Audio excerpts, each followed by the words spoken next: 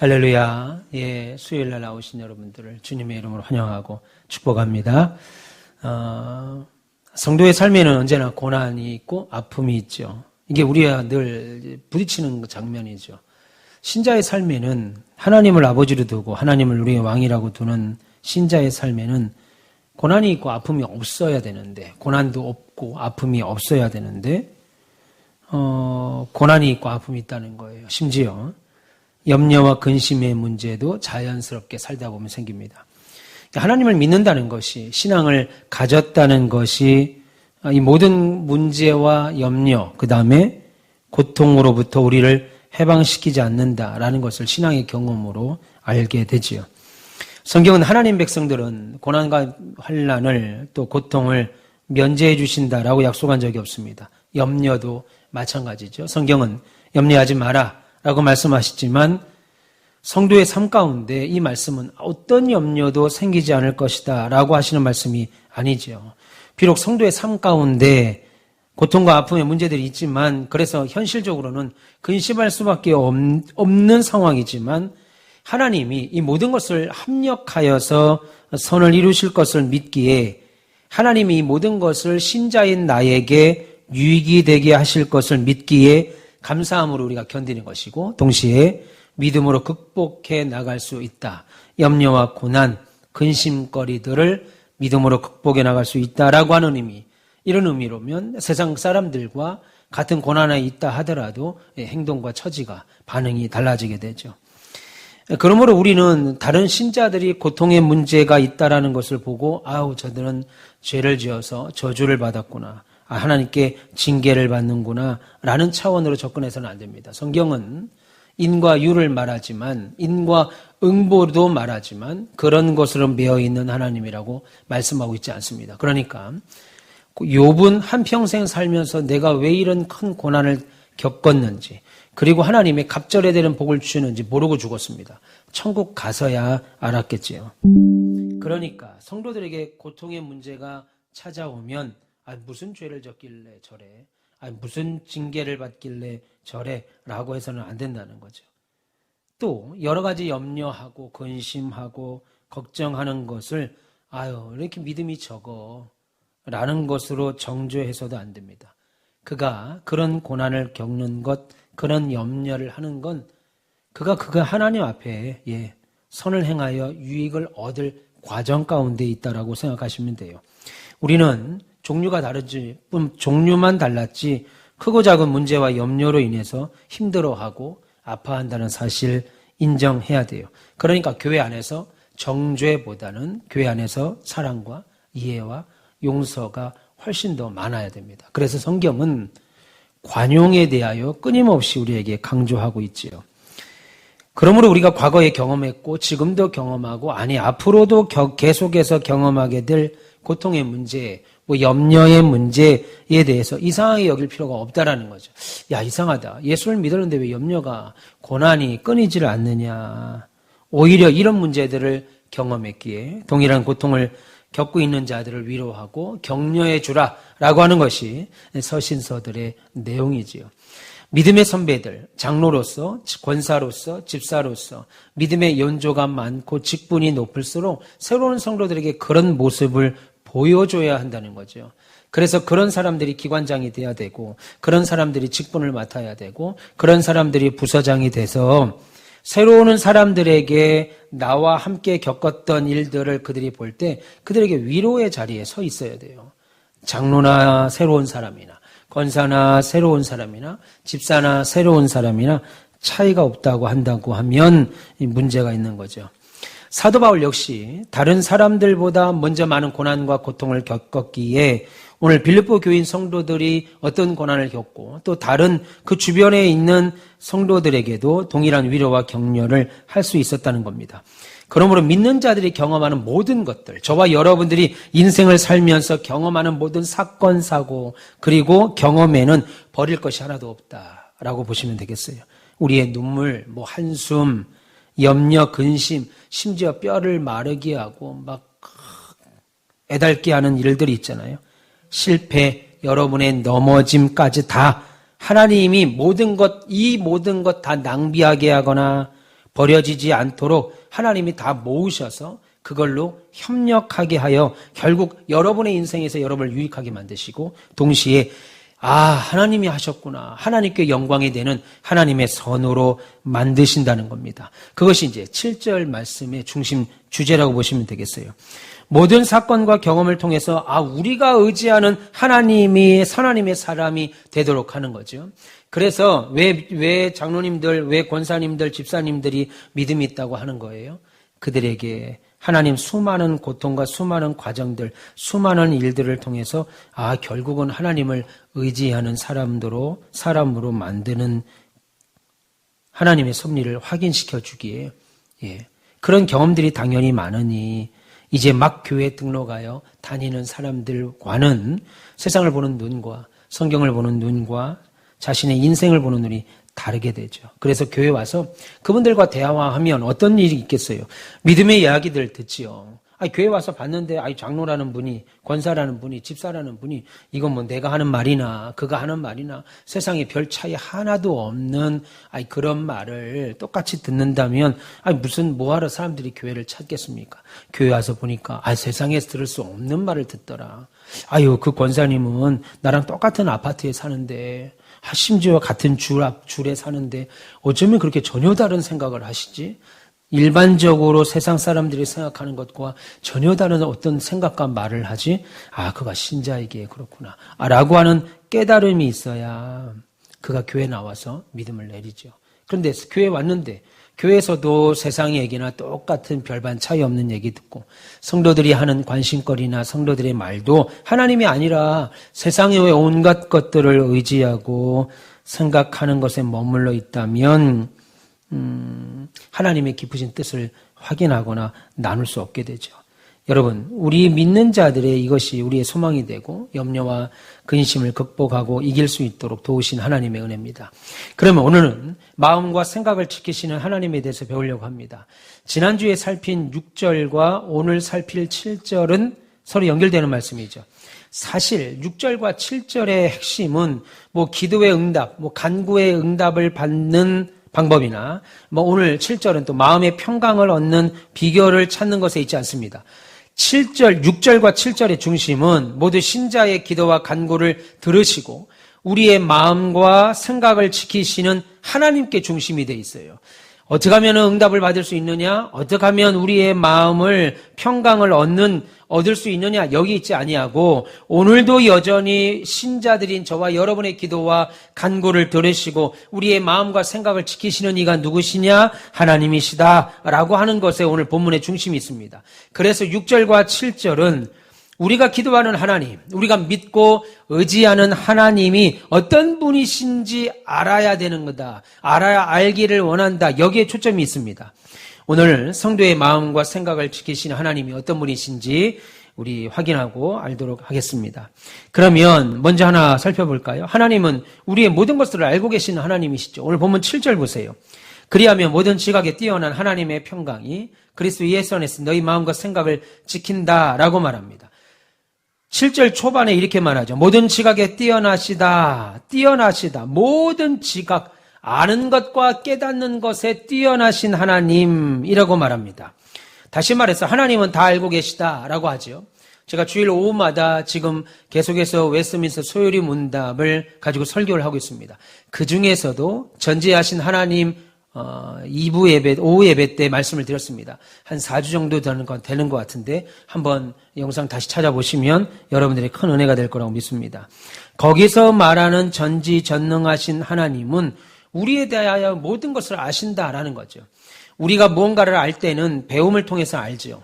그리고 무언가를 경험을 통해서 알고 누가 알려줬기 때문에 알고 그래서 외부의 어떤 자극을 통해서 우리가 알게 되지만 하나님은 그런 거 필요 없습니다. 그냥 모든 것 아는 거예요. 그래서 제가 어떻게 안다고 그랬어요? 그냥 짠 하고 안다고 그랬어요. 물론 이 짠이라는 말도 제가 의성어로 표현한 것 뿐이지 그냥 몰라요. 그냥 하나님은 어떤 방법을 통해서 아는지 경험을 통해서 인간은 배워가죠. 책을 통해서 알아가죠. 교육을 통해서 알아가죠. 어떤 깨달음, 그게 지각이라고 그러잖아요. 깨닫는 겁니다. 근데 하나님은 그런 것 자체가 없어요. 그냥 모든 것을 이미 알고 계신다라고 말합니다. 하나님은 모든 것을 다 알고 계신다. 그 말을 가장 잘 설명하는 게 시편 139편입니다. 시편 139편 1절부터 4절에 이렇게 말씀해요. 여호와여 주께서 나를 살펴보셨으므로 나를 아시나이다. 주께서 내가 앉고 일어섬을 아시고 멀리서도 내 생각을 아시오며 내 모든 길과 내가 눕는 것을 살펴보셨으므로 나의 모든 행위를 익히 아시오니 하나님이여 내 혀의 말을 알지 못하는 것이 하나도 없으십니다. 라고 말합니다. 지금 시편 139편 1절부터 4절까지의 긴 내용 중에 시편 기자는 정확하게 두 가지를 말합니다. 하나는 하나님이 내가 하는 모든 말, 그리고 내가 하는 모든 행동을 다 아신다는 거예요. 여러분들이 숨어서 하는 말이든 여러분들이 몰래 하는 행동이든 하나님은 다 알고 계시고, 심지어 두 번째는 행동과 말을 알 뿐만 아니라 여러분들의 생각까지도 하나님이 다 알고 계신다라고 말하는 거죠. 그러니까 하나님이 아신다라고 할 때는 저와 여러분들의 겉으로 드러나는 행위, 행동, 말, 어떤 습관만 아는 것이 아니라 보이지 않는 마음, 심지어 어떤 일을 할 때 숨은 동기들이 있잖아요. 동기들. 내가 무슨 일을 할 때 이 동기가 어떤 것이냐, 그것이 선한 것이냐, 나쁜 것이냐, 사람은 구별할 수 없죠. 그가 하는 행동과 말만 보고, 이 사람이, 진짜인지 가짜인지 구별할 수가 없어. 그것만 볼 수 있으니까. 그런데 하나님은 그 마음에 숨은 동기까지도 다 알고 계신다. 그렇게 말합니다. 사무엘상 16장 7절에 하나님이 다윗을 왕으로 택할 때 사무엘 선지자에게 한 말이 이거죠. 내가 보는 것은 사람과 같지 않다. 내가 보는 것은 사람과 같지 아니하니 사람은 외모를 보거니와 나 여호와는 중심을 본다. 그렇게 말합니다. 사람은 외모를 볼 수밖에 없죠. 그러나 하나님은 중심을 본다. 누가복음에도 예수님은 겉만 거룩한 척 꾸미는 자들을 향하여 경고하기를 누가복음 11장 40절에 어리석은 자들아 밖을 만드신 이가 속도 만들지 아니하였겠느냐라고 말합니다. 몸만 만든 것이 아니라 우리의 몸을 창조하신 이가 우리의 속도 만드셨기에 우리는 하나님 앞에 속일 수 없다. 사람은 속일 수 있어도 하나님은 속일 수 없다라는 거죠. 이 외에도 엄청나게 많은 내용에서 하나님은 우리의 모든 것을 다 아시는 하나님으로 설명합니다. 그것이 오늘 본문에서는 모든 지각에 뛰어나신 하나님이다라고 말씀하는 거죠. 그런데 더 놀라운 것은 모든 것을 다 알고 계시는 그 하나님이 너무나도 부족하고 너무나도 보잘것없는 우리에게 너무나도 큰 사랑과 관심을 갖고 있다는 거예요. 보잘것없죠. 부족하죠. 그럼에도 불구하고 우리에게 큰 사랑과 관심을 갖고 있다. 우리의 이름을 아시고 존재를 아시고 인생을 알고 계신다는 거예요. 새학기가 학교 다닐 때, 국민학교 다닐 때 새학기가 시작됩니다. 그럼 선생님이 바뀌었습니다. 바뀌어서 출석부를 부를 때 이름을 알아요. 누가 내 이름을 딱 압니다. 선생님이 내 이름을 압니다. 아무것도 아닌데 어깨에 힘이 들어가요. 선생님이 내 이름 하나 알았다는 것 때문에 그거 별것도 아니고 오히려 알면 더 피곤한데 학교 생활이. 쟤 우리 학교였나? 학생이었나? 이래 학교 생활을 담장을 넘어도 문제가 안 생기는데 이름을 들어오자마자 나는 그 선생님 알지도 못하는데 선생님이 네가 경선이구나. 네가 윤정이구나. 딱 알아요. 너무 좋아요. 네가 순석이구나. 좋아할 것도 딱히 없는데 그냥 좋다고요. 여러분, 하나님이 우리의 이름을 아신다. 그리고 우리의 존재를 아신다. 우리의 인생을 아신다. 우리의 한숨도 아시고 눈물도 아신다. 염려와 근심의 이유도 아신다. 더 나아가 아는 것으로 그냥 끝나는 것도 위로가 되는데 친구들끼리 만나면 속의 말 다 들어주는 것만도 위로가 된다고 하잖아요. 그런데 애통함과 가슴 아픔을 이해하시고 공감하십니다. 누군가 내 마음 알아주고 눈물과 아픔을 알아주는 사람이 있다면 힘이 되잖아요. 만났는데 지 얘기만 하고 있어요. 계속 친구가. 그럼 만나고 싶겠습니까? 내 말 좀 들어줘야 되는데 지 얘기만 해. 그럼 내가 조금 잘난 척하면 싫어하고 시기하고 왜 그런 거 샀냐고 하고. 50 넘어가면서 느끼는 게 친구가 필요 없어요. 50 넘어서는. 예. 자식 자랑하면 그거 싫어해. 내가 가족 나와가면 그거 자랑하면 그거 싫어해. 좋아하는 게 없어요. 젊을 때는, 어릴 때는 너나 나나 다. 예. 근데 이제 제가 신학교 졸업한 지가 20년이 훨씬 넘어가니까 이제 가는 길이 달라지잖아요. 먹은 밥그릇이 달라지고 삶이 달라지니까 대화가 안 돼요. 대화도 할 수도 없고. 예. 그러면 조용히 있으면 조용히 교만해서 조용히 있다고 그러고 우리랑 뭐 대화가 안 되냐고 그러고 말하면 말한다고 뭐 어떻게 하라는 거예요 그러면.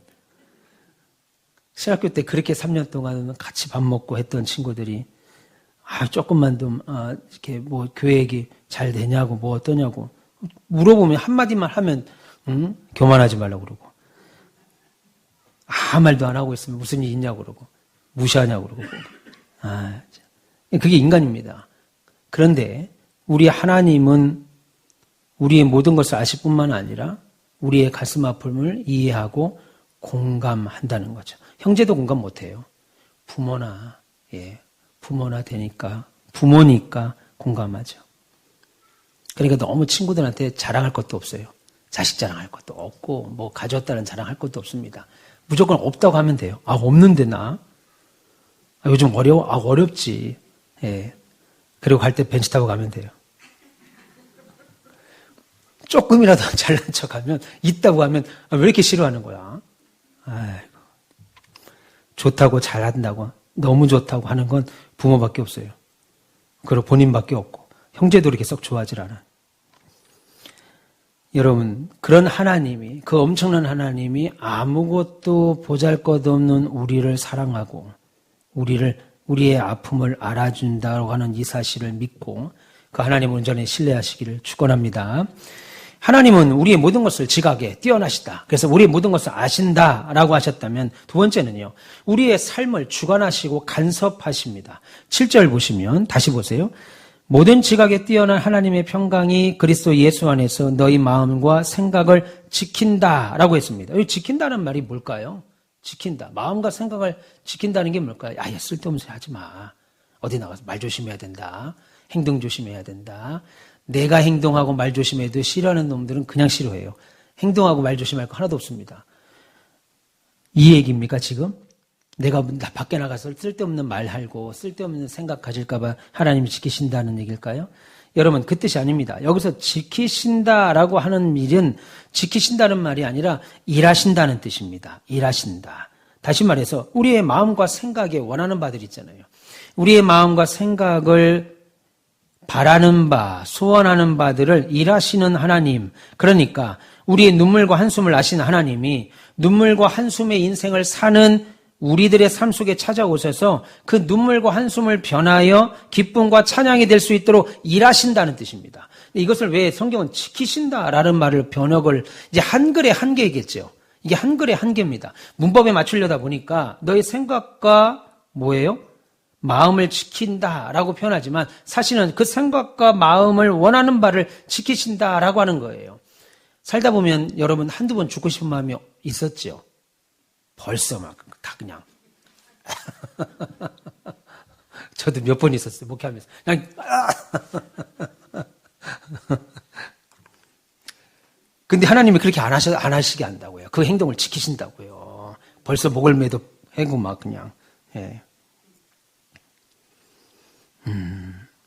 주중에 어떤 분하고 통화를 했는데 눈물을 흘리시면서 뭐 그런 여러 가지 이야기를 하시더라고요. 제 마음이 참 많이 무거웠습니다. 그리고 기도를 했어요. 하나님, 우리 누구 은혜를 주시고 물질도 좀 주시고 삶도 좀 주시고 다 좀 주십시오. 저렇게 울지 않도록. 그렇게 기도했습니다. 근데 제가 기도한들 저는 그분들의 어떤 삶을 바꿀 수 없죠. 그러나 우리 하나님은 그렇게 하신다는 거예요. 벌써 죽어도 골백 번 더 죽고 막 이래야 될 우리의 삶을 하나님이 지금까지 살아오게 하시잖아요. 멋지게 살아가시게 하잖아요. 신자들의 모든 것을 하나님이 알고 계신다. 이 사실 하나만 해도 위로를 받는데 하나님은 더 나아가서 저와 여러분들 삶 속에 함께 하신다고요. 우리 장혜정 집사님 삶에 함께 하시고 함께 하실 뿐만 아니라 너 아무것도 안 하려면 왜 따라다니니? 이렇게 말하게 하지 아니하시고 오히려 우리가 할 일을 하나님이 하고 계신다는 거죠. 믿기를 축원합니다. 그래서 알고만 계시는 하나님으로 끝나지 않고 오늘도 일하는 하나님이십니다. 하나님이 신자들의 모든 것 알고 계신다는 것만으로도 위로가 되는데 하나님이 우리를 위하여 일하신다. 이게 얼마나 큰 기쁨이고 소망이겠어요. 나를 위해서 일한다. 여러분 집에 파출부 두셔요? 지금? 여러분들이 파출부죠. 여러분들이 좀 웃으세요. 집에 무슨 일 있어요? 지금 여러분들 집에 파출부 두고 쓰는 사람 두고 써봐야 뭐 신장로님이나 전 집사님이나 뭐 박장로님이나 뭐 요 정도겠죠. 뭐 다른 분들은 다 여러분들이 파출부잖아요. 네. 근데 제가 아니에요. 우리 최 장로님이야 뭐 당신이 파출부고. 근데 제가 인도에 살 때 집에 일하는 사람을 뒀습니다. 한 명을 뒀어요. 우리 집사님들은 뭐 4-5명씩 두는 사람도 있었어요. 야, 한 명이라도 파출부 두는데요. 세상을 보는 눈이 달라져요. 집에 파출부를 두는 순간 여러분의 삶의 질이 달라집니다. 차 기사를 뒀어요. 처음에는 지리도 모를 뿐더러 이제 외국인이니까 테러 위험도 있고 우리나라는 참 좋은 나라입니다. 테러가 어딨어요. 오히려 조금만 문제 생기면 손가락질하고 막 쌍시인지 서로 키죠. 외국은 그렇게 했다간 진짜 쥐도 새도 모르게 죽어요. 죽는다고요, 진짜. 근데 우리는 막 그냥 깜빡이 안 켜고 끼어들면 쌍욕하고 막 소리 지르고 뒤에 빵빵 크락션 되고 보보고 외국은요, 죽고 싶으면 그렇게 해야 돼요. 내가 더 이상 사는 게 의미가 없다. 그럼 그렇게 하면 돼요. 한국은 막 차 앞에서 브레이크 밟고 막 그러잖아요. 죽으려면 무슨 짓을 못해, 외국에서. 그렇게 하면 그 다음날 안 보여. 그는 영원히 안 보여요. 사람 죽이는 거 테러에 대해서 워낙에 많은 일이 일어나니까 사람 목숨에 대해서 정말 근데 지금은 남자가 됐든 아빠가 됐든 뭐가 됐든 출근하고 돌아오면 당연히 돌아오는 거잖아요. 제가 아침에 교회를 쉬는 날이어서 그날 좀 일찍 이제 동네를 돌아다니는데 번화가를 좀 다녔죠. 번화가를 다니는 버스가 돌다가 자전거 타는 아저씨 그 사람은 일하러 가는 겁니다. 자전거를 타도 그나마 나은 거예요. 많이 나은 거예요. 근데 자전거를 타고 가는 아저씨를 버스가 쳤습니다. 제가 그걸 직접 봤어요. 그러면서 바퀴가 그 아저씨를 들이밟았어요. 버스 뒤가. 그리고 그 자리에서 죽었어요. 그 자리에서. 한국인의 특징이 뭐예요? 구경거리가 나면 집을 못 가는 거. 일단 그걸 다 계속 보고 있어야 돼요. 근데 그 인도도 마찬가지입니다. 수십 명이 모여서 그걸 보고 있어야 돼요. 그럼 경찰이 옵니다. 그럼 이제 가마떼기 같은 거 있잖아요. 그걸 딱 하나 보여요. 그리고 끝이에요. 그 시신 못 찾습니다. 다시 말해서 아이디 카드도 없는 사람들이에요. 호적에 등록되어 있지 않는. 전국에 전 세계에서 가장 인구가 많은 게 중국인이라고 하지만 실제는 인도인이 더 많을 거라고 보는 거죠. 인도 사람들은 등록이 안 돼요. 출생신고가 안 돼요. 우리 집에서 일하는 파출부 남자아이도 출생신고가 안 돼 있는데 그 친구가 먹이는 사람이 어머니, 아내, 애 셋이었어요. 6명인데 6명이 다 출생신고 안 돼 있는 사람이에요. 나중에는 자전거도 제가 주고 뭐 그런 일이 있었습니다. 어쨌든 아주 중요한 얘기를 하려고 했는데 잊어버렸어요. 뭐 얘기하다 우리 끝나죠? 응? 파출부. 예. 드라이버를 두어도 얼마나 여러분들은 운전을 여러분들이 하니까 차 나가면서부터 주차장에 어디다 차야 될지 막 고민하잖아요. 드라이버를 대는 순간은요. 드라이버를 하면 알아서 드라이버가 맨날 박장로님 차 닦죠. 그거 닦을 필요도 없어요. 그냥 매일 차가 반짝반짝거려요. 매일. 그런 경험을 해본 적이 없죠. 그러니까 이해가 안 되죠, 지금. 여러분들이 차를 닦으니까. 매일 깨끗해요. 그리고 나가면 오셨냐고 뒷문 열어줘. 그러면 나는 그냥 하얏트 호텔 갑시다. 그럼 거기 가서 호텔 커피숍 가서 커피를 먹는 게 싸니까 에어컨도 나오고 일반 거기서 먹기보다 전기가 불안전하니까. 그럼 호텔 가면요. 문 앞에 딱 내려줘요. 그럼 여러분 주차 어디로 차 대고 와? 어디 된다고? 지하로? 이런 얘기 할 것도 없어요. 내리면 그냥 호텔로 들어가 문 열어주면 나중에 나올 때쯤 일어나면 차가 딱 돼 있어요. 신세계입니다. 신세계. 예, 전혀 공감이 안 되는 표정인데.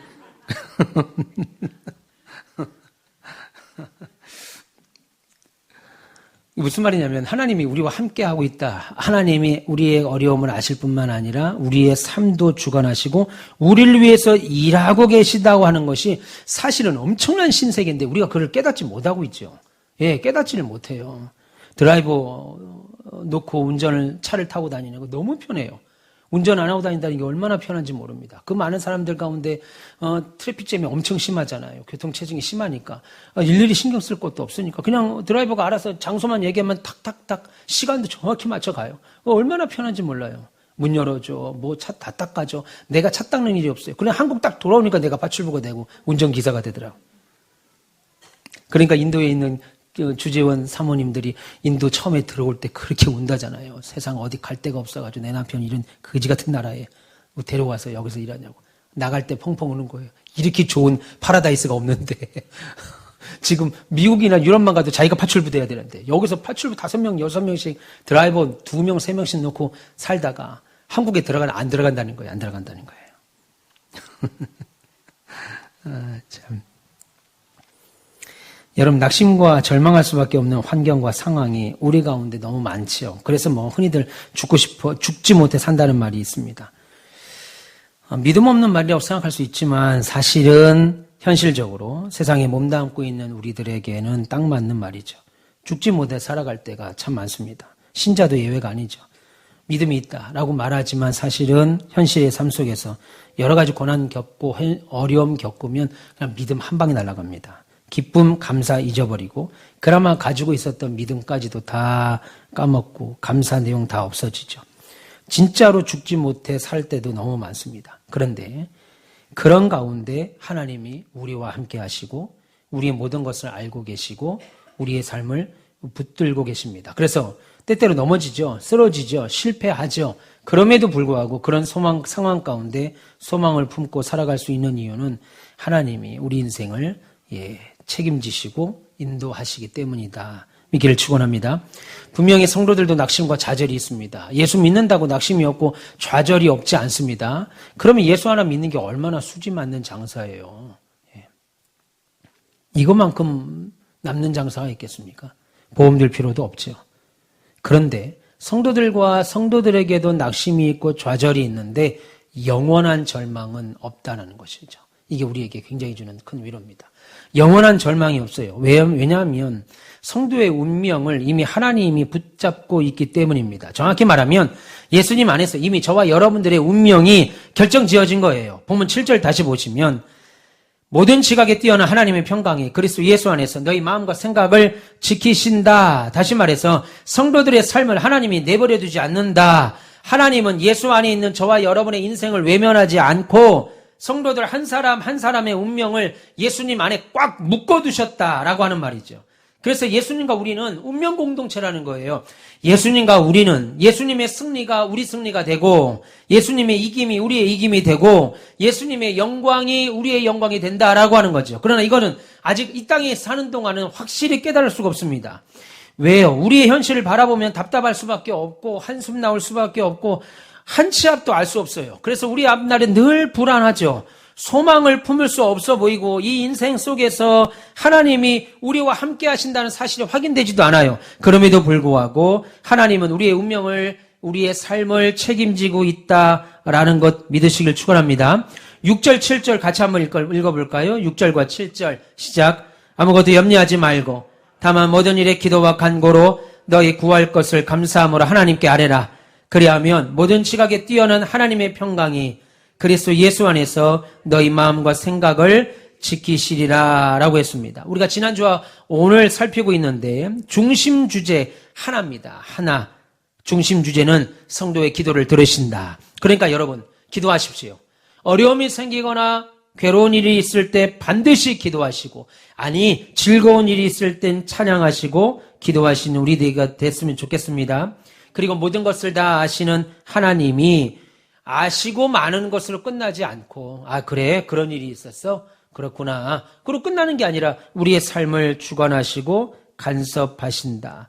그리고 예수 안에서 우리를 부르시고 하나님이 되어주셨다라고 하는 거죠. 여러분 우리의 마음과 생각을 지키시는 하나님, 우리에게 평강을 주시는 하나님, 우리의 염려와 근심을 이기게 하시는 하나님, 그 하나님이 지금 하나님 보시기에 합당한 믿음의 사람, 성숙한 성도로 저와 여러분을 만들어가요. 감당할 수도 없었던 일, 그때 생각하면 야 그거 어떻게 했지? 우리 어떻게 살았지? 야 그거 언제? 야 이거 어떻게 지낼 수 있었지? 그거 없으면 죽는 줄 알았는데, 그 일 때문에 죽을 줄 알았는데, 지금 지나가 보면, 그것조차 하나님의 은혜였다. 성숙한 성도가 됐잖아요. 정말 성숙한 성도가 됐습니다. 제가 아버지가 돌아가시고 나서 그렇게 아프셨어요. 한 3개월은 시한부 선고를 받으시고 3개월 정도만, 3개월도 채 안 됐을 것 같아요. 고통받으시고. 물론 천천히 고통을 받으셨기에 우리가 늘 감기에 있어서 몰랐을 뿐이지만 그래도 생각보다 그때 다 병원에서 더 이상 손 쓸 수가 없다고 하셔서 이제 퇴원을 하라고 하더라고요. 근데 그 퇴원이 진짜 집으로 데려가는 퇴원이 아니었고, 뭐죠? 이제 호스피스로 가는 건데, 우린 집으로 진짜 데리고 갔어요. 그 아버지를 집으로 데려와서, 어떻게 눈이 가렸나 몰라. 하나님이 가리신 거예요. 우리 호스피스로 갔으면, 우리 바쁜 최장로는 돌아가셨어? 그때 갔을 거고, 저 또한 교회 돌본다고 일주일에 한 번도 못 갔고, 어머니야. 근데 우리가 그때 당연히 호스피스 병동으로 가야 되는 거였어요. 그런데 그거를 이제 퇴원하시라는 걸 집으로 모시라는 줄 알고 우린 집으로 아버지를, 그 완전 중환자를 집으로 모셨지요. 집으로 모셔서 3개월 동안은 매일 밤 기도하고 제가 아버지를 매일 안고 3개월 동안 아버지를 아는 게 평생 아는 것보다 더 많이 안았던 것 같아요.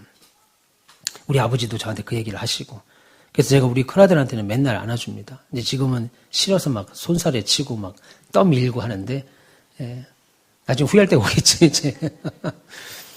근데 매일 안고 이제 아버지가 움직이질 못하시더니까 3개월만 남은 정도, 한 3개월이 채 안 되게 돌아가셨어요.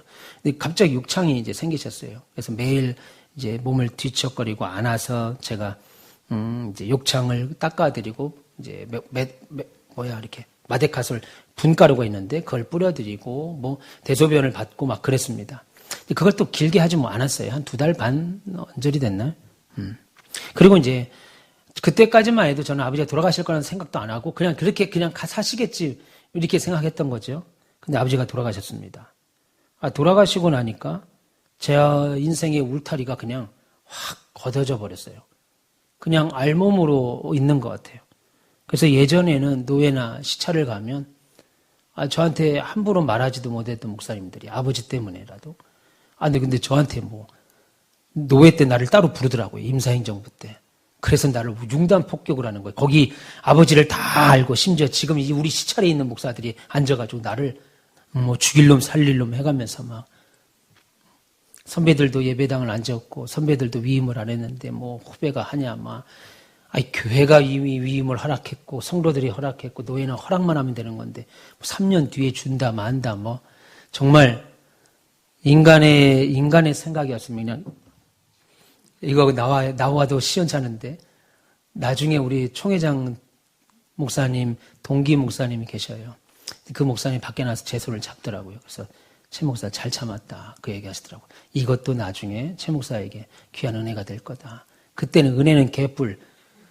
안에 목사란 인간들이 지금 한창 후배인 아들 같은 나를 앉혀놓고 이렇게 뭐 이런 것들이 다 있지? 하고 진짜 이거 엎을 생각이었어요. 근데 거기 있던 목사님들 다 하나같이 그때 지금 우리 다 노예에 계신 분들입니다. 다 미안해하고 저 볼 때마다 죄송해하고 안타까워하셔요. 그리고 잘 되고 있는 모습을 볼 때 감사해 하십니다. 어쨌든 싹 걷어갔어요. 하나님께서 싹 걷어가시고 나서 그 뒤로는 진짜 이루 말할 수 없는 뭘 물어볼 사람이 없는 거예요. 다 내가 결정하고 잘못돼도 내가 정죄함을 받아야 되고 참. 근데 지나고 나니까 하나님이 성숙한 성도로 성숙한 사람으로 신자로 목회자로 만들어 가시더라라고 하는 거죠. 그런 제가 우리 박 장로님, 최 장로님 이렇게 해서 저희 가족 8명 데리고 여기 와서 예배당을 짓고 시작을 했으니 낮 예배라고 앉았는데 요 정도 앉아 있는 거예요. 요 정도. 그러니 제가 목회를 하면 좌충우돌 막 난리가 나죠. 뭘 어떻게 해야 될지도 몰랐고. 우리는 이 주변에 있는 교회들처럼 뭐 돈이 보상을 받아서 수십억씩, 100억씩 받아서 들어온 교회도 아니고 어떤 교회가 문제가 있어서 뭐 100명씩 따라 들어온 교회도 아니고 모교회가 있어서 모교회에서 막 50명, 100명씩 보내주고 사례비를 3년씩 대주고 뭐 이자 감당해주고 그래서 온 교회가 아니고 그냥 계란으로 바위치기 하듯이 맨 땅에 그냥 헤딩하듯이 와서 지금까지 온 겁니다. 그 중에 대표적인 게 하나가 이유가 바로 기도였다고 생각해요. 아버지가 살아계실 때 아버지 교회에서 하루에 3번씩 기도를 했습니다. 하루에 3번씩 기도를 하면요. 아무것도 못해요. 이건 뭐 아침 10시 반에 기도, 5시 반에 새벽 기도, 오전 10시 반에 기도, 밤 9시, 이건 약속도 할 수 없어요. 이건 뭐 아무것도 할 수 없고, 뭐 좀 하려고 그러면 10시 반 기도 나가야 되죠. 뭐 저녁에 뭐 하지도 못해 9시에 또 기도를 해야 되죠. 예. 근데 그 기도가 지금 저를 만들었습니다. 우리 교회를 지금 만들었고, 우리 교회의 여러 성숙한 모습으로 가게 되었다는 거죠. 여러분. 하나님 마음을 깊이 이해하고 알아가는 성숙한 성도들이 되도록 저와 여러분의 인생을 이끌어간다고요. 여러분들이 우리 교회와 함께 2년의 시간을 함께 가고 있죠. 우리 교회가 이제 여자리에서 3년 차입니다. 2년의 이상 시간, 3년의 시간을 함께 가시면서 여러분의 인생을 우리 가온빛교회와 함께 이끌어가고 계신다는 거죠. 사도 바울이 그런 길을 걸었고 빌립보 교회 성도들이 지금 그것을 경험하고 있고 저와 여러분들도 이 여정 속에 들어와 있습니다. 하나님의 택하심은 그 백성과 자녀들을 가만두지 아니하시고 그 인생 가운데 그들이 처한 상황과 환경에서 개입하셔서 성숙시키려고 성화의 삶을 막 진행하신다고요. 그러므로 성도의 인생은 사실은 세상 사람들이 볼 때 괴롭습니다. 왜요? 안 풀리거든요, 뭔가 잘. 내가 그렇게 뭔가를 잘 했으면 막 풀려나가야 되는데, 세상 사람들이 볼 때 안 풀려요. 그래서 괴롭다고요. 고난당하는 경우가 더 많아요. 하나님의 나라를 위해서 수고했으면 수고의 결과물들, 눈에 보이는 손에 잡히는 결과물들이 많아야 되는데, 그렇지 않은 경우가 많아요. 왜요? 성도의 성숙은 형통과 잘 나가고 성공할 때 아니라 고생할 때, 환난 가운데 통과할 때 잘 이루어지기 때문입니다. 그래서 하나님의 백성과 자녀들을 향한 하나님의 교육과 훈련 방법은 고난과 연단이라는 것을 사용하세요. 잘 되는 것을 사용하는 것으로는 쓰지 않으시고 오히려 고난과 연단을 사용하십니다. 그것은 불신자들이 절대 이해할 수 없는 모습들이죠. 왜 그렇게 하실까? 예. 근데 더 희한한 것이 뭐예요? 고난의 연속인 인생에서 그리스도인들이 오히려 기뻐하고 찬양한다는 거죠. 심지어 열심히 기도했는데 그 기도가 응답되지 않아도 감사하는 성도들의 모습을 목격합니다. 기도 실컷 했는데 기도가 응답이 안 됐어요. 그런데도 하나님 감사합니다. 이런 말 한다고. 이거 불신자들은 이해할 수 없는 거죠. 이해할 수 없는 거예요. 불행의 연속인데 그리스도인들이 기뻐하고 찬양한다는 겁니다. 기도가 응답되지 않았는데, 문제가 해결되지도 않았는데, 이상하게도 기도하고 나가는 성도들 얼굴에는 막 기쁨이 넘쳐요. 평안이 넘쳐요. 특별 기도회 하고 나서 나갈 때 성도들이 막 그냥 오만 인상을 쓰고 막 욕을 하고 나갑니까? 막 기뻐하며 나오잖아요. 나가잖아요. 막 오셨냐고 반가워하고 뭐, 옆에 사람들에게 인사하겠습니다 할 때 제일 반갑게 하는 게 새벽 기도 때예요. 특별히 뭐 반가울 것도 없는데, 예. 그냥 꾀지지 않는 얼굴들인데 다 너무 반가워하고 기쁨이 넘칩니다. 그때는 정말 보고 싶은 얼굴들이죠. 왜 그러겠어요? 문제 해결되지 않고 기도가 응답되지 않아도 성도가 기도하는 그 시간을 통해서 하나님과의 만남을 가지니까 문제 해답보다도 하나님이 성도와 함께하고 내 삶을 붙들고 계시고 사실은 이런 일을 확인하니까 평안을 얻죠. 그러니까 나도 얻었고 권사님도 얻고 집사님도 얻고 뭐 목사님도 얻고 그러니까 새벽에 나와서 얼굴 보니까 반갑죠. 할렐루야. 예. 인생 가운데 고난이나 또 환난이 높아도 여러분들의 안전을 유지하도록 하는 믿음의 수준을 날마다 세우시기를 축원합니다. 계속 믿음을 키우셔야 돼요. 이 세상에 살면서요, 돌아가실 때까지 키워야 될 것은 아파트 평수 키우는 거, 땅 가지고 있는 평수, 여러분 연금 늘리는 게 아니고 여러분의 믿음을 늘리는 겁니다. 여러분 특별히 소망의 분들은 더더욱 믿음을 늘리세요. 더 믿음을 키우셔야 됩니다. 세상이 감당할 수 없는, 신자가 그겁니다. 말이 안 통해요. 여러분 한 분 때문에 들어가는 곳마다 막 박살이 나야 돼. 믿음으로 박살이 나야 돼요. 가는 곳마다. 그런데 가는 곳마다 여러분들의 믿음이 박살이 나고 그들과 함께 동화되면 되겠어요? 그 영화에 나오는 시작은 개 한 마리 죽였다고 오만 세상의 모든 암살자들을 다 깨부시는 영화 추천합니다. 철로역정 다음으로 한번 봐야 될 것 같아요. 신자가 그런 거예요. 신자가. 참. 세상이 감당이 안 돼. 존 윅은 그 암살자들조차도 감당이 안 되는 거예요. 여러분, 평강의 하나님이 나와 함께 하시고 내 삶을 붙들고 있다는 사실 늘 잊지 마시고 그 하나님이 저와 여러분 인생을 붙들고 계시다는 사실 기억하시면서 날마다 승리하시는 저와 여러분 되시기를 주님의 이름으로 축원합니다.